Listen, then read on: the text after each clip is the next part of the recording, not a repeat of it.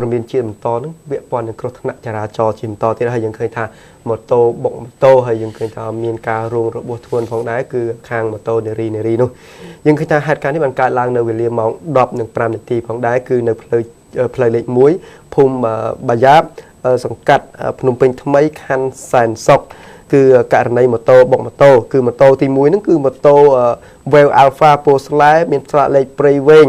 สายมุ้ยเซ่สายสปี7 มุ้ยจีพิการเตอร์เล็กตระบานมอโตมุ้ยเทียนนึงบานบกนั่นคือมอโตเวลอัลฟาโพขมาเปียสระเล็กพนมเป็นมุ้ยเซต80 49คือจีตื่นได้บรรจักตื่นนี้คือปีเล็กแต่การคือบ้านบกเนี่ยเป็นตุ่มหึงปีคลองสวีสำรองวัดอันใดจังไงปีโรยแมทของได้คือมาโตเวลอัลฟาโพสไลด์โรงระบบทงวนโดยซาจังกะเลนึงกับบกจอมนึงประอบเชิงของได้คือเนรีมันเนี่ยนั่นคือบ้านโรงระบบโดยซาเวลโพสไลด์นั่นคือเนรีปีเนี่ยจำนายเวลอัลฟาโพขมานั่นคือโดยบรอมเนี่ยยังเคยถ้าเหตุการณ์นั้นมันต่อปีการล้างตระบานเป็นจูนจนลงกรดเตอร์มันตีเป็ดคลินิกของได้จำนายมาโตตั้งปีเครื่องตระบานสาตุกในอธิการทานคันสารศกบางยังเคยนี่คือการในบางบอลเลื่อนให้มันเป็นการปรองประหยัดเกาะมันบกนี้ให้ประอบเชิงในรีมเนี่ยนั่นคือโรงระบบทวนของได้บางยังมันบานเคยยังรู้ทางในรีมันดังหากเนี่ยนั่งชื่อจับอย่างงานได้บ้ายังมันโตแต่เมื่อการในมือที่คือมาโตบอกมาโตโดยขี้บรรทายการในนี่คือการในโตตายได้บรรทายมันดอกสลายขี้ในหนึ่งกันไล่การให้มีการต่อสมได้ขี้ติดตัวในกันไล่การให้นั่นแหละกันยาเสนอคือการล้างในเวลามองดับ1 นาทีคือการล้างในเพลย์มา100 กาย1เพลย์ปีโรยสายสปีคือขนมสังกัดบังโปรเลตคันเปิลมกราคือมาโตฮองดา PCX โปรกระหอมจีโดยบริษัทเนี่ยคือมีสละเล็กนมเป็นมวยอาไว้39 คือบกจีมวยหนึ่งมาโตกุบโปตกประจีเนี่ยมันเนี่ยพงได้คือมาดอเพลย์ผมใบจีบัวนั่นคือบานบกเนี่ยยังเป็นตุ่มหึงคือมาโตกุบนั่งข้างจีกุบนั่นคือบานvùngเวงสมาร์ทได้ไทยปะบกมาvùngเวงสมาร์ทได้มันทางเตอเล็กตะกาได้บัวมาเซอร์ได้กันอย่างนี้อันจังเราไปข้างเคยข้างกุบเรียงเซอร์ก็บานปากไก่เนี่ยถ้าเตอเรียงคล้วนอันสิไอ้ก็เตะต้องถ้ากอดเตอกอดจีข้างเตอข้างไอ้ยังปากไก่เนี่ยจอล้างให้เตรียมเตียสำนองเรียงคล้วนให้มันพร้อมดอกสลายเนี่ยในกันหลายการให้เต้ให้สมัติกิจจุ่มนี้บานจอมาวอเวงให้ก็บานโยมโตตั้งปีนึงเตออัติการทานเปิลมกราของได้บ้านที่คือจีการในตัวตายปันตายมันดอกสลายคือสมัติกิจยังเตอแต่เมียนวิธีการขนมกาโยมโตนั่งเตอขานให้บางยังโซมันจอบปรเมียนการในมโตบงโตปันตายมันดอกสลายนี้เนื้อกันหลายการหายตั้งแต่ปันดังบ่จะบรรทอเตอการในครูธนาจราจรได้นั่นคือบางบอร์ดยนต์งกมวยแพงก็ได้จังก็ตบกมโตโอ๊ตและวิลสไลบรรดาไอรองระบุทุนมันเนี่ยขาดการในการล้างกาปีบิลิมังดับ1 นาทีปรักไงตีมาไพ่ใบนั่นเลยกำนัดเพลย์จิตเล็กปรามหมกเวจีไลตระเปียงกันตุดดัดทัดในขนมพมกระใบซ้อคมถนัดจุ่มสระกระก็ขาดปูสัตมีนการในจากือกรณีครูธนานี่คือการล้างบังกอดได้รถยนต์ลองคริสเซอร์ปอสไลเปียสละเล็กพนมปิ้งปี86 บางตึกบกนังมาโตเซมรอยมาไพ่ปรามเสรีปีปอนดับปอกระหอมเหมือนจำสละเล็กบกโอจอปีกรามรถยนต์ตึกทะเลโจลวิลสไลเฮาเนี่ยบางมาโตนู่คือโรงระบบทุนประพบปรมินปีนกบานมูลธานบานในดังท่ามนเปลการให้รถยนต์มังกอบางบอกขนมตึกได้ปีการตะไลเฮาจมในมาโตเซมรอยมาไพ่ปรามบางบอกปีไลตึกการหายรถยนต์นังมาโตนู่คือบางบอกบรรจักตึกนี้ให้ขณะมาดอจมในครั้งเลื่อนเนี่ยบางบอกรถยนต์นู่งงอยได้เป็ดกองงกมวยแพงบรรดาไอเร่จังโกตึกบกมาโตอย่างเป็นตุ่มหังให้ทัวไอติดเนี่ยบางมาโตรองระบบงนจมในรถยนต์ก็บกโอ๊จอบมาโตปีกรามรถยนต์โจลทะเลโจตึกขนมวิลสไลแต่สำนักละอ้อนเนี่ยบางบอรถยนต์นู่มันมีรองระบัวกับบ้านรถโจบัญชีไลตระเปียงกันตุ้ดกิดคลุนบัตรสมาแต่ดองเนี่ยบางบอมาโตมีชั่วโมงฮอนสนัดเพชรประอายุมาไพ่ประบนชนะเจี๊ยบเนี่ยเงี้ยระบกระนาปะกรรมจะเจี๊ยบเนี่ยเงี้ยสำหรับการบัชนาจะให้หนึ่งการรอบสัญลักษณ์ชนะดำเนินตีลุมได้ในภูมิซาเลอร์สังกัดหลอกซ้อ ក្រុងពោធិ៍សាត់ខេត្តពោធិ៍សាត់ហើយរងរបួសធ្ងន់ក៏បានបញ្ជូនទៅព្យាបាលនៅមន្ទីរពេទ្យបង្អែកឃុំថ្នោតជុំហើយក្រោយពេលកើតហេតុរថយន្តបង្កនិងម៉ូតូដែលធ្លាក់ចូលវាលស្រែនោះក៏បានស្ទូចយកទៅរក្សាទុកនៅអធិការដ្ឋានស្រុកក្រគររងចាំធ្វើការដោះស្រាយតាមផ្លូវច្បាប់ចាករណីនេះគឺបណ្ដាលមកពីអ្នកបើកបររថយន្តនោះគឺគាត់មានសភាពងងុយពេកគឺងោកតែមួយភាំងហើយនៅតាមផ្លូវជាតិអញ្ចឹងផងគឺមានការបើកលឿនអញ្ចឹងបិទតែមួយភាំងទៅគឺទៅតែម្ដងគឺអត់បានចាអត់បានដឹងខ្លួនមុនទេដោយសារតែនេះគឺករណីងងុយគេង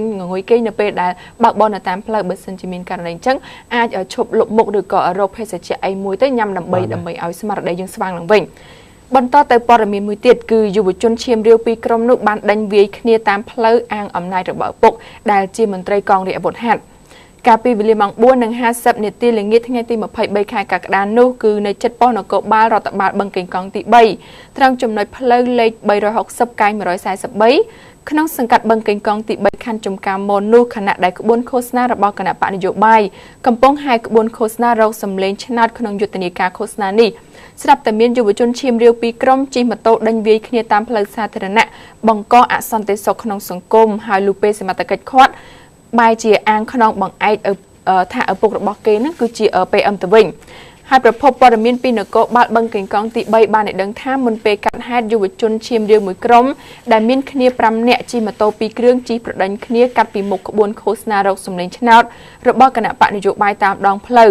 ហើយមកដល់ចំណុចខាងលើស្រាប់តែម៉ូតូ C125 ស៊េរី 2008 ឡើងតែមឆ្នាំ 2012 ពណ៌ខ្មៅដែលពាក់ស្លាកលេខភ្នំពេញ 1AL 3044ជិះគ្នា3នាក់បានហូតខ្សែក្រវ៉ាត់វាយទៅលើម៉ូតូស្គូពីពណ៌សពាក់ស្លាកលេខភ្នំពេញ 1BK 4495ជិះគ្នា2នាក់បណ្ដាលឲ្យម៉ូតូស្គូពីដួលបែកក្បាំងម៉ូតូហើយបានស្រែកថាចោលធ្វើឲ្យផ្អើលឆោឡោដល់នគរបាលប៉ុស្តិ៍បឹងកេងកងទី 3 ដែលនៅជិតនោះក៏បាននាំគ្នាដេញតាមក្របួនយុវជនបង្កភាពចលាចលក្នុងសង្គមទាំង5នាក់ហើយរួមជាមួយនឹងម៉ូតូ2គ្រឿងយកទៅធ្វើការសាកសួរនៅប៉ុស្តិ៍រដ្ឋបាលបឹងកេងកងទី 3 ហើយអ្វីដែលធ្វើឲ្យសមត្ថកិច្ចឈឺក្បាលបន្ទាប់ពីខាត់បានក្រុមជនទំនើងទាំង5នាក់នេះយកទៅសាកសួរនៅប៉ុស្តិ៍រដ្ឋបាលបឹងកេងកងទី 3 នោះបែរជាយុវជនឈាមរាវទាំង5នាក់នោះមិនចង់និយាយស្ដីរកសមត្ថកិច្ចទេថែមទាំងអះអាងថាពួកគេមិនខ្លាចសមត្ថកិច្ចទេហើយឪពុករបស់គេក៏ជាមន្ត្រីកងរាជអាវុធហត្ថដែរដែលមានឈ្មោះចាស់ហើយហេតុការណ៍នេះក៏បានធ្វើឲ្យមានការភ្ញាក់ផ្អើលនៅមុខប៉ុស្តិ៍នគរបាលបឹងកេងកងទី 3 ផងដែរចាស់នេះករណីបង្កអសន្តិសុខហើយបែរជាលើកភ្នាក់ងារលើកមុខងារទូនីតិរបស់ឪពុកមកគម្រាមកំហែងដល់គេផ្សេងចាស់នេះគឺជាលក្ខខណ្ឌមួយមិនល្អទេទោះបីជាករណីនេះគឺគ្មានអ្នកណាគេសរសើរទេបើសិនជាយើងប្រឹងរៀនសូត្រប្រឹងធ្វើអ្វីឲ្យល្អដើម្បីយើងអួតថាយើងជាកូនរបស់គាត់មានមុខនីតិតំណែងអញ្ចឹងអញ្ចឹងអាហ្នឹងគឺដូចជាយើងហ្នឹងគឺផ្ដល់មុខមាត់ឲ្យគាត់ទៅវិញបែបនេះគឺមានគឺដូចថាយើងទាញកំពុងតែទាញបន្ទាបគាត់វិញចាស់បន្តទៅរឿងមួយទៀតគឺម៉ូតូ4គ្រឿងបុកដួលកោលើគ្នានៅក្នុងសង្កាត់ទំនប់ទឹកហើយករណីទី1នោះបានកាត់ឡើងកាលពីវេលាម៉ោង 2:05 នាទីរសៀលថ្ងៃទី 23 តាមមហាវិថីព្រះមុនីវង្សមុខមជ្ឈមណ្ឌលរកនៅក្នុងសង្កាត់ទន្លេបាសាក់ខណ្ឌចំការមនដែលមានម៉ូតូ2គ្រឿងបុកដួលកោលើគ្នាសង្កត់លើអ្នកបើកម៉ូតូម្នាក់របួសកជើងខាងឆ្វេងប្រភពព័ត៌មានបានដឹងថាម៉ូតូធុនធំម៉ាក AX ពណ៌សពាក់ស្លាកលេខខេមរៈភូមិន្ទ 0111321បើកបរពីជើងទៅពីត្បូងទៅជើងស្របគ្នាជាមួយនឹងម៉ូតូ City Plus ពណ៌ក្រហមអត់មានស្លាកលេខខណៈមកដល់ចំណុចខាងលើម៉ូតូ City Plus បំរុងបត់ឆ្វេងមិនទាន់ទាំងបានបត់ផងនោះក៏ត្រូវម៉ូតូធំនោះបើកលឿនពេកជ្រុលទៅបុកពីក្រោយបណ្ដាលឲ្យដួលម៉ូតូកោលើគ្នាសង្កត់លើអ្នកបើកម៉ូតូ City Plus របួសកជើងខាងឆ្វេងហើយចំណែកអ្នកបើកម៉ូតូបង្កនោះមិនមានរងរបួសទេក្រោយពេលកាត់ហេតុអ្នកបង្ករងរបួសធ្ងន់ត្រូវប្រពន្ធដឹកយកទៅព្យាបាលនៅមន្ទីរពេទ្យមិត្តភាពខ្មែរសូវៀតហើយចំណែកម៉ូតូទាំងពីរគ្រឿងសមត្ថកិច្ចធ្វើការវាស់វែងយកទៅរក្សាទុកនៅអធិការដ្ឋានខណ្ឌចំការមនរងចាំធ្វើការដោះស្រាយតាមនីតិវិធីហើយករណីទី2នោះគឺម៉ូតូពីរគ្រឿងសុទ្ធតែខ្ចីគេយកមកជិះដូចគ្នាហើយបានបុកដួលកោលើគ្នានៅកណ្ដាលថ្នោតត្រូវនៅត្រង់ចំណុចផ្លូវចំណោតតាមផ្លូវលេខ 187 សង្កាត់ទំនប់ទឹកខណ្ឌចំការមនកាលពីវេលាម៉ោង 3 រសៀលហើយតាមប្រភពព័ត៌មានបានឲ្យដឹងថាម៉ូតូ FZ ពណ៌ខ្មៅលាយទឹកក្រូចពាក់ស្លាកលេខភ្នំពេញ 1BY 0482ជាម៉ូតូខ្ចីគេបើកបរលឿនខំប្រឹងឡើងចំណត់ចំណែកម៉ូតូគប់ជ្រុង50ពណ៌ទឹកប៊ិចវិញ ពាក់ស្លាកលេខក1681កន1ជាម៉ូតូខ្ចីបងជិះទៅទិញមីឆាហើយបានបើកចុះចំណោតក្នុងល្បឿនលឿនដូចគ្នាបណ្ដាលឲ្យបុកម៉ូតូទាំងពីរគ្រឿងដួលគោលើគ្នារងរបួសបែកមាត់ម្នាក់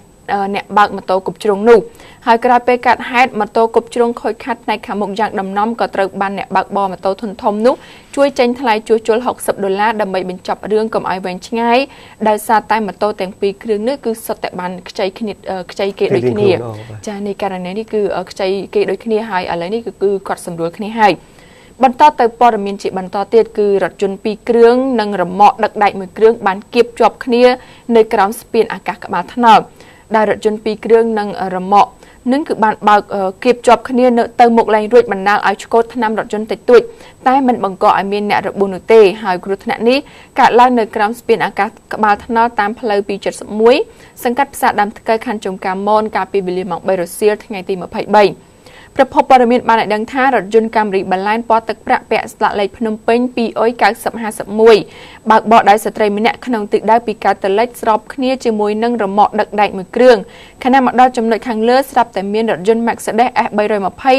ពណ៌ទឹកប្រាក់ពាក់ស្លាកលេខភ្នំពេញ 1I8077 បើកបរដោយបុរសម្នាក់ក្នុងទិសដៅស្របគ្នាដែរហើយមកដល់ក៏បានគៀរ៉ឺម៉កបោកផ្ទប់ទៅនឹងរថយន្តកាមេរីបាឡែនគៀបជាប់គ្នាទាំង3គ្រឿងនឹងការជាប់ខឿនសួនច្បារទៅមុខលែងរួចតែម្ដងហើយក្រោយពេលកើតហេតុរថយន្តទាំងពីរគ្រឿងរលាត់ថ្នាំតិចតួចហើយភាគីខាងរថយន្ត Mercedes បានចេញថ្លៃជួសជុលឲ្យរថយន្តបាឡែនចំណែករ៉ឺម៉កអ្នកដឹកដែកនោះមិនមានខូចខាតក៏អនុញ្ញាតរួចខ្លួនបើកចេញពីកន្លែងកើតហេតុទៅមុនគេតែម្ដងចាស់ករណីនេះគឺរថយន្តគឺគាត់នាំគ្នាគៀបលពុះអ្នកដឹកដែកតែម្ដងមិនតែទៅរៀងខ្លួនចាហើយដល់ពេលហើយឥឡូវនេះគឺខាង Mercedes គាត់ជាអ្នកអាងចេញសងហើយដោយលោកពូខាងដឹកដែកនេះគឺគាត់មិនមានតាក់ទងអ្វីនៅក្នុងនេះទេគឺគ្រាន់តែគេនាំគ្នាមកគៀបគាត់អញ្ចឹងគឺគាត់ទៅមុនគេហើយឥឡូវនេះគឺដោះស្រាយរួចហើយចាទស្សនិកជនជាទីគោរពនៅក្នុងវគ្គនេះសូមលោកអ្នកជួបជាមួយនឹងអ្នកឧបត្ថម្ភកម្មវិធីមួយផ្លែតសិនហើយយើងនឹងបន្តព័ត៌មានជាច្រើនទៀតនៅវគ្គក្រោយ